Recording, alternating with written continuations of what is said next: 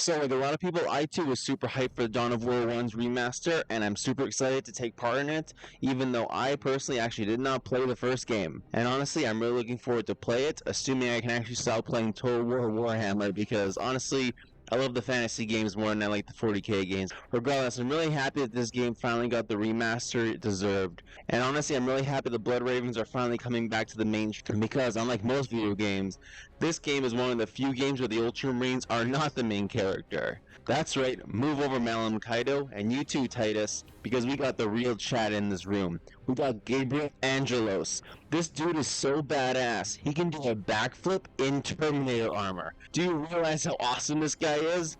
And every single piece of artwork of this guy, whether it's official or fan-made, makes him look like a fucking badass. And, to add things even more to how cool this guy is, he has an Eldar girlfriend. Well, unofficially. Basically, everyone in the community kind of agrees that they are fucking on the side, but I mean, that's besides the point. What is it with Thousand Sun successors and fucking Eldar women? And yes, if you guys didn't know, it's almost been entirely confirmed that the Blood Ravens are actually successors of the Thousand Sons. Well, it's either their successors of the Thousand Sons or the Word Bearers. However, given the fact that everyone hates the fucking Word Bearers, including myself, come on. Their chapter masters are literally their librarians. So, like, that is the most Thousand Sons thing possible. And honestly, they even have an entire secret organization of chapter masters, like an entire hidden group, almost Illuminati style, that are pulling the strings from behind the curtain that are actually the ones who decide who becomes chapter master in the first place. I mean, come on, if that secret cabal of sorcerers doesn't scream Thousand Sons, then the closest thing you're gonna get is the inner circle from the Dark Angels.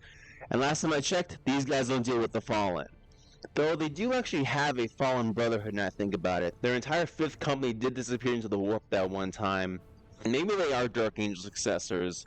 I mean, the Lion was pretty adamant about making sure that the Librarian stays in motion, to the point he literally punched the head off his own Space Marine to make sure it happened. Though regardless of who their daddy is, whether it's the Lion, Lorgar, or even Magnus, what we can all agree on is the Blood Ravens are fucking kleptomaniacs.